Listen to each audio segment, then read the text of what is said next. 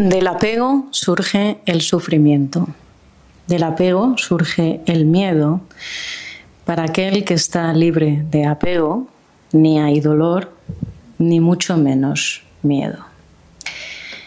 Ya la tradición budista hace referencia en sus textos a la nociva tendencia del apego, por considerarse una actitud exterior e interior esclavizante para el individuo. En este sentido, ¿qué entendemos realmente por apego? A veces es muy difícil el poder encontrar la línea divisoria, la frontera entre el deseo y el apego. Yo me atrevería a decir que el apego es un paso más allá del deseo. El deseo está en la naturaleza humana y en la naturaleza animal. El deseo es una respuesta hacia todo aquello que nos agrada. Pero cuando el deseo se vuelve vehemente, se vuelve más intenso, se vuelve más incontrolado, entonces se convierte en apego o aferramiento. Y no cabe duda de que el apego, el aferramiento es una cadena, es una atadura. Tanto más te apegas a algo, tanto más dependes de ello y tanto más temes perderlo. Y entonces surge el miedo indiscutiblemente. Dentro del apego, esto sí hay que indicarlo, hay diferentes grados, hay diferentes intensidades. No es lo mismo un apego obsesivo, adictivo, que un apego menor. Todos tenemos apego, porque hay que indagar, Silvia, de dónde surge el apego. El apego siempre viene de una sensación agradable. Una sensación agradable nos despierta aferramiento. Queremos poseerla, queremos mantenerla, pero más aún, queremos intensificarla. Y en el momento en que la perdemos o tememos perderla, experimentamos dolor. Por eso, por un lado, está el apego, el aferramiento, la inclinación excesiva hacia algo que nos gusta. Y por el otro lado está la aversión, que conduce al odio, la ira, la rabia, la antipatía. En los textos canónicos atribuidos al propio Buda se relaciona el apego con el sufrimiento. ¿Cómo se produce esta vinculación entre aferramiento y sufrimiento, entendiendo este último en su sentido más amplio? Ante todo tenemos que entender la naturaleza de la mente humana. La mente humana acumula muchísima ignorancia. La mente humana está llena de velos. Todos estamos gobernados por apegos, por odios, por tendencias inconscientes nocivas. Todos. Estas tendencias inconscientes se llaman sankaras en el budismo y sanskaras en el hinduismo. Son muy poderosas, son como hilos invisibles pero muy vigorosos que a todos nos controlan. Cuanto hay más apego, somos más dependientes. Cuanto hay más desapego, somos más libres. Pero hay que entender que el apego, el desapego es una actitud mental. Es aquello que decían los antiguos sabios chinos. No es poseer, es ser poseído por lo que posees. Ahí comienza el problema. ¿Por qué el apego es sufrimiento? Pues porque el apego nos encadena, nos roba paz interior, nos roba libertad interna y el apego nos puede hacer extraordinariamente obsesivos y compulsivos. Y cuando hay obsesión y cuando hay compulsión, nunca puede haber libertad interior ni por tanto verdadera paz de ánimo. Antes citabas que hay grados de apego dentro de las personas. ¿Podríamos poner un par de ejemplos de un apego desmedido y un apego no tan fuerte. Hay que entender que nuestra mente está o se encuentra en un atolladero, en un callejón sin salida. Porque por un lado está el apego, pero por otro lado está el odio. Y todos estamos en ese estrecho circuito de apego y odio. Cuando algo nos gusta, queremos retenerlo, intensificarlo. Surge el apego desmedido. Cuando algo nos disgusta, lo rechazamos. Nos despierta rabia, frustración. Surge la aversión y el aborrecimiento. Y ahí estamos todos aprisionados, encarcelados, en ese campo de concentración, por un lado apego, por otro lado odio. Hay apegos que son fáciles de controlar o incluso de debilitar. Hay apegos que en cambio nos gobiernan y limitan todas nuestras acciones y nuestras conductas mental, verbal, emocional y física. Si tuviéramos que decir cuáles son los apegos a veces más intensos, que más se apoderan de nosotros, uno ya lo decía Buda, el apego a las ideas, el apego a las ideologías. Debido a ideas, a ideologías, a aferramientos, a conceptos, a un puñado de conceptos, podemos llegar a maltratar, a ser muy crueles con los demás, incluso a matar. Ese es un apego muy poderoso, tiñe la mente, la distorsiona, la oscurece, y ese propio apego a las ideas nos enceguece y origina que nuestros actos sean totalmente incorrectos, inadecuados.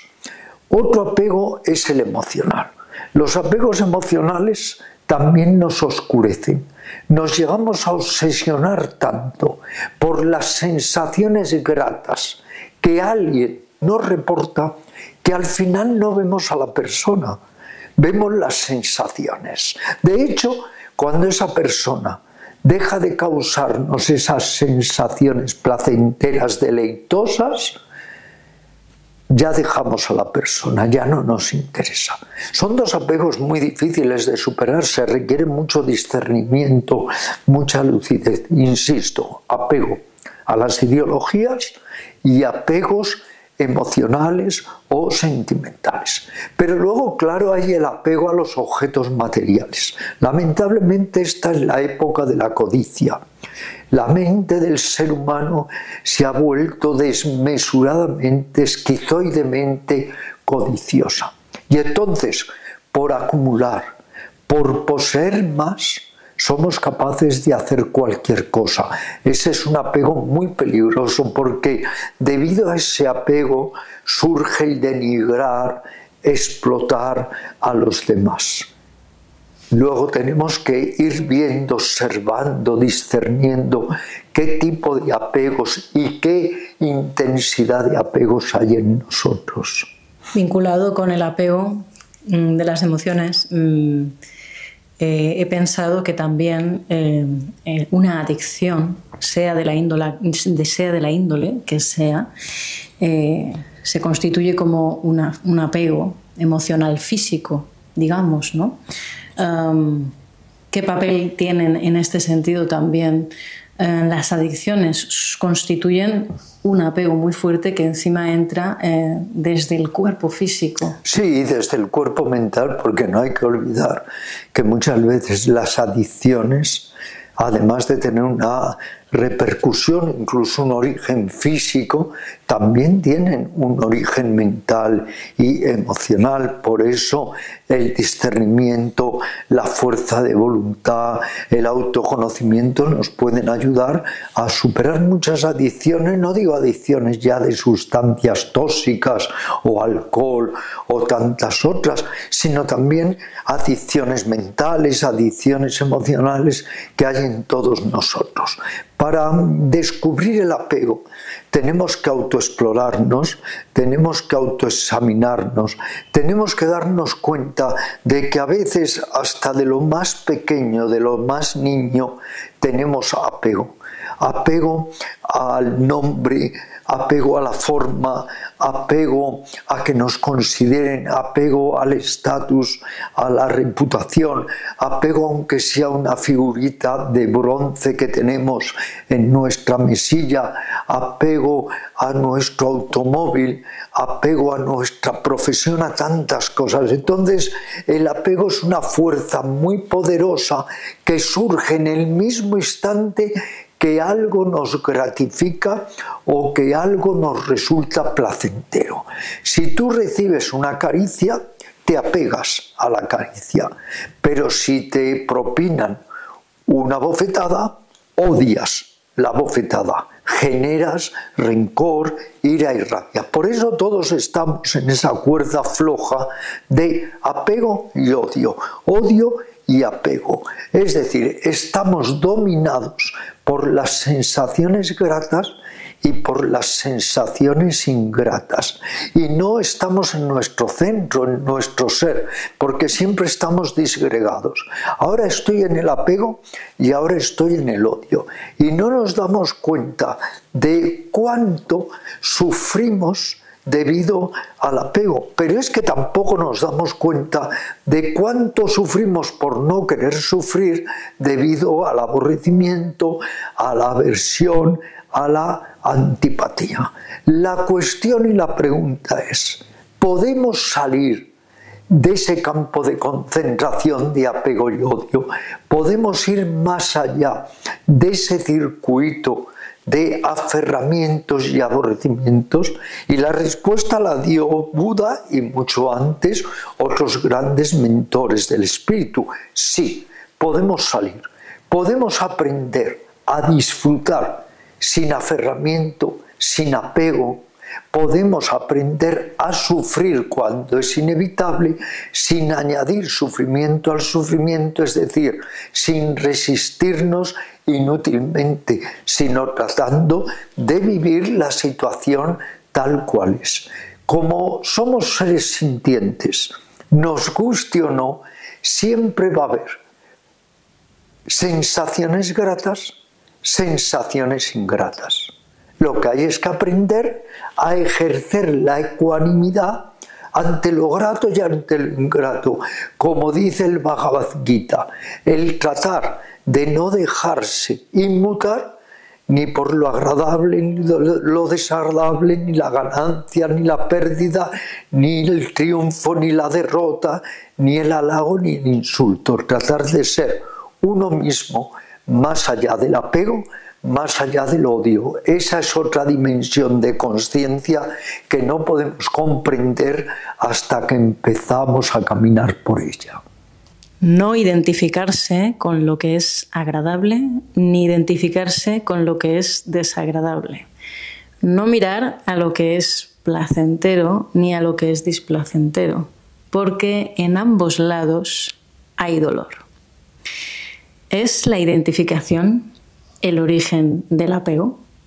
La identificación es un mecanismo inconsciente, automático, que nos hace perder nuestro eje, nuestro centro, y nos convierte en parte de aquello con lo que nos identificamos. Es el canto de las sirenas que nos atolondra, nos aturde y nos hace perder de vista la meta de nuestro destino.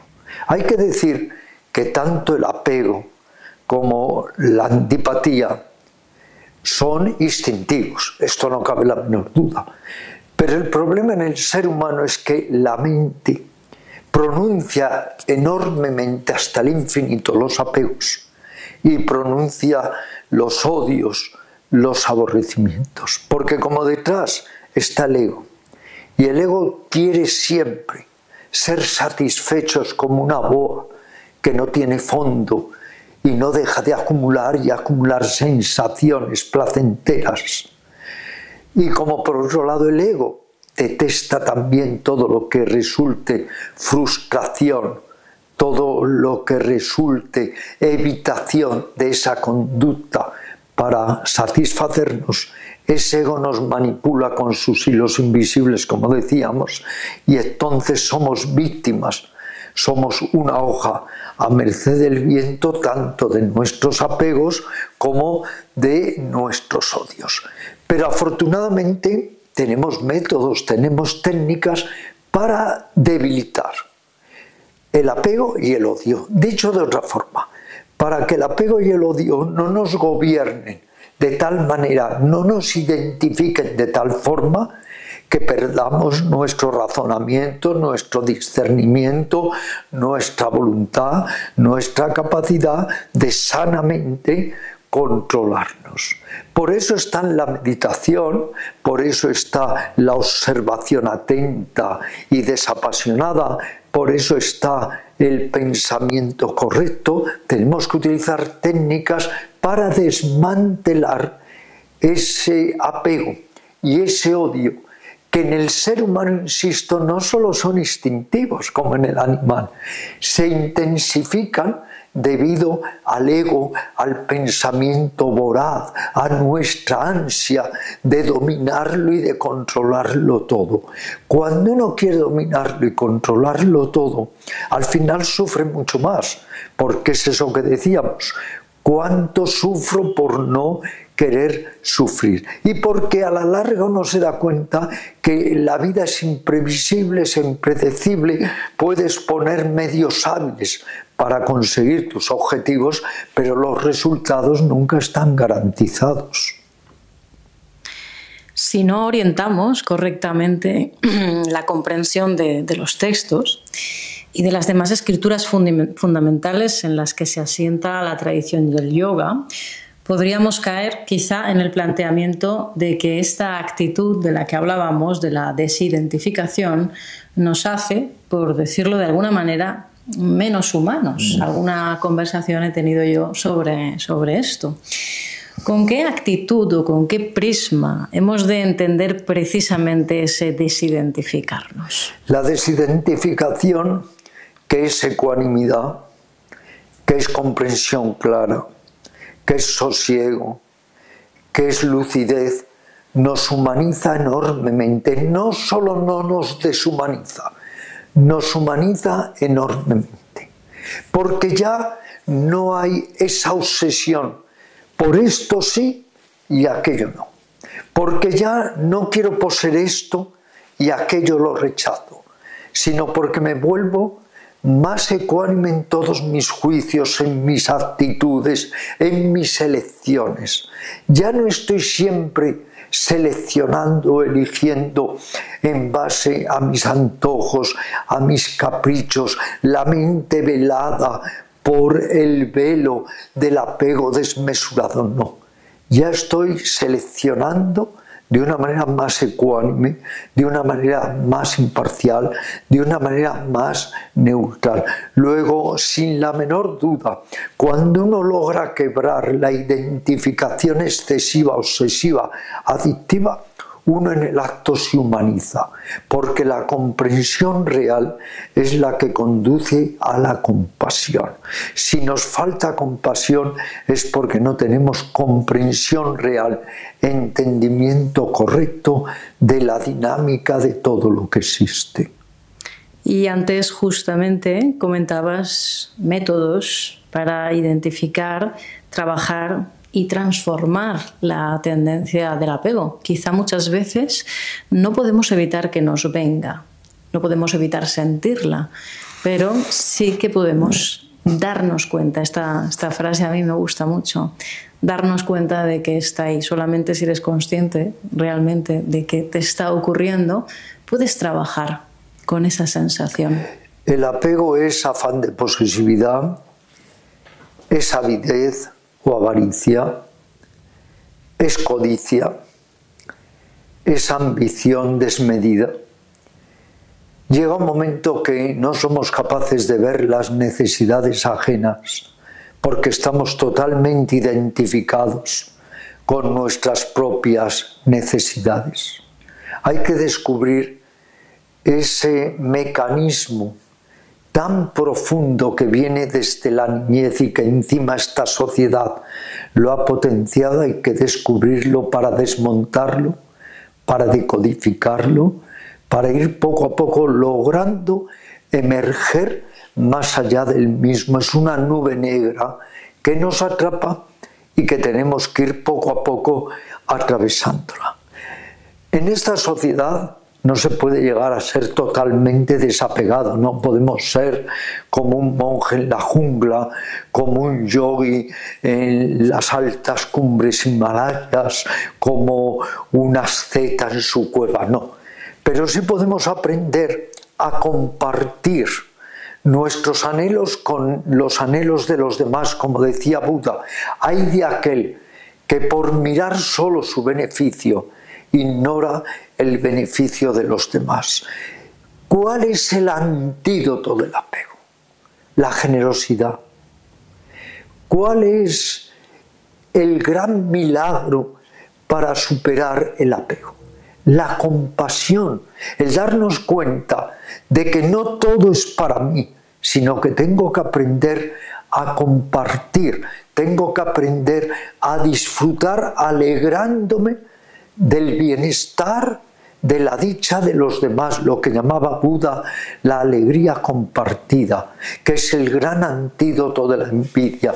Me alegro porque a ti te vaya bien, porque tú seas feliz, por poder cooperar y colaborar también en tu dicha y en tu bienestar. Como todos tenemos muy hondas las raíces del apego y del aborrecimiento, tenemos que recurrir a todo tipo de técnicas para ir poco a poco debilitando el apego, debilitando el aborrecimiento, y nos daremos al final cuenta de que los extremos se tocan, de que el apego conduce al aborrecimiento y el aborrecimiento u odio conduce al apego. Pero todo esto tenemos que verlos nosotros con una diáfana claridad en nosotros mismos y darnos cuenta que el apego nos limita, nos hace egocéntricos, nos hace violentos, nos hace crueles. El apego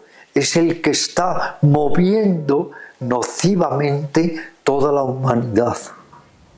Uno debe liberarse del odio. Uno debe abandonar el orgullo. Uno debe despojarse de todas las ataduras.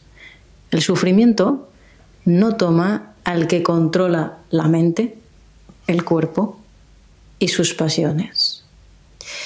Es precisamente el odio o la ira uno de los estados nocivos de la mente. Pero la mayoría de ocasiones se originan de forma inconsciente. ¿Qué podemos hacer cuando identificamos en nosotros mismos, a través de la autoobservación, el pensamiento, sentimiento o reacción de odio?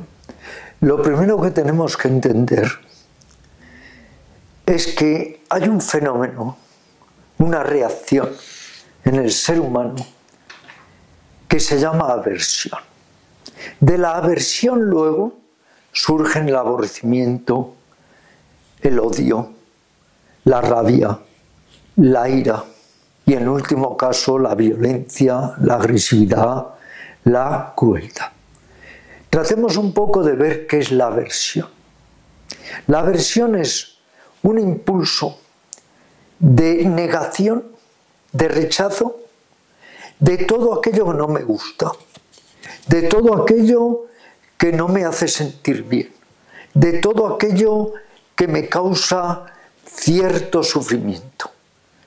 Si uno se observa, se da cuenta, con sorpresa incluso, de que la aversión juega un papel mucho más limitante incluso que el apego. Cuando uno se observa, cuando utiliza las técnicas de autoobservación, empieza a concienciar que todo su día, toda la jornada, está llena de momentos de aversión. Aversión hacia esta persona que no me resulta agradable. Aversión hacia esta circunstancia que me contraría. Aversión hacia esta situación que me frustra. Así sucesivamente. Un solo día está lleno constantemente de reacciones de aversión. Cuando la aversión se hace más intensa, deriva en odio, aborrecimiento, rabia, ira, crueldad. Por ejemplo, la ira. La ira es uno de los parientes cercanos de la aversión, del aborrecimiento. ¿Por qué surge la ira? La ira surge porque algo es como yo no quiero que sea. La ira surge porque me contrarían. La ira surge porque no soy capaz de hacer mi santa voluntad en un momento dado. La ira es una raíz muy venenosa y muy profunda que está en nosotros. Además, la ira nos ofusca, nos enceguece y nos puede llevar a ser extraordinariamente violentos. Por eso es tan importante observar en nosotros. Se nos ha dicho siempre desde niños, conócete a ti mismo, pero no se nos han dado herramientas, procedimientos. Conócete a ti mismo bien. ¿Y cómo me conozco? Pues una de las maneras de conocerse es meditar. Otra es autoescultarse. Otra es las técnicas de introspección.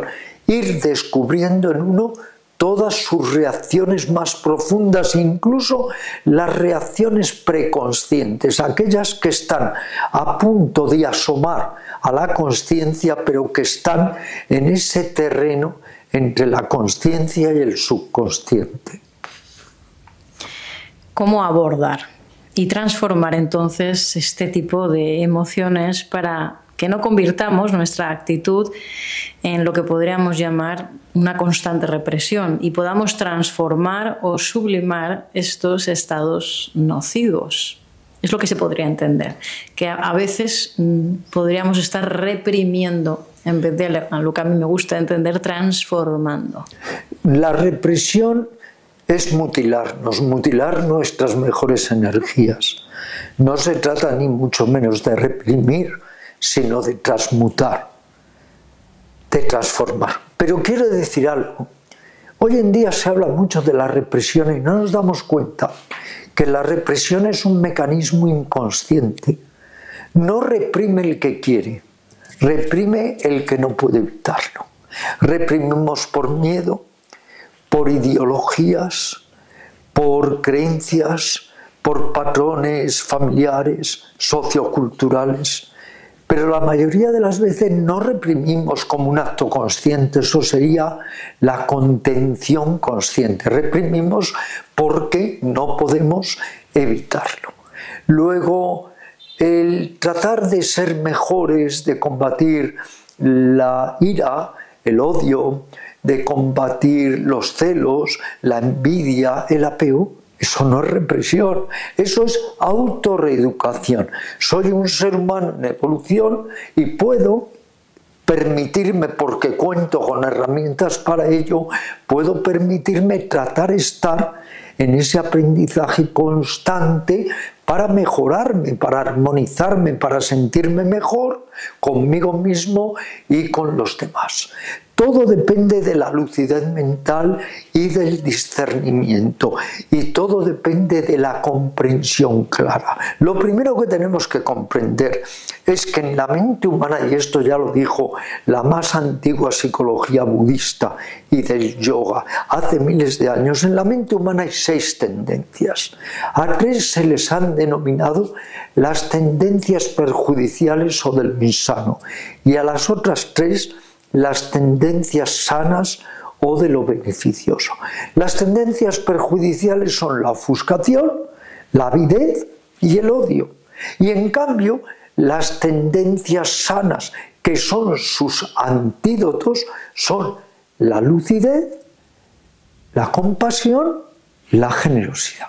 En todos nosotros están estas tendencias y podemos o dejarnos arrastrar, identificar por tendencias nocivas y hacernos mucho daño a nosotros, a los demás y a la sociedad en la que estamos inmersos, o podemos dejarnos iluminar y enriquecer y embellecer por las tendencias sanas y hacernos mucho bien a nosotros y a los demás.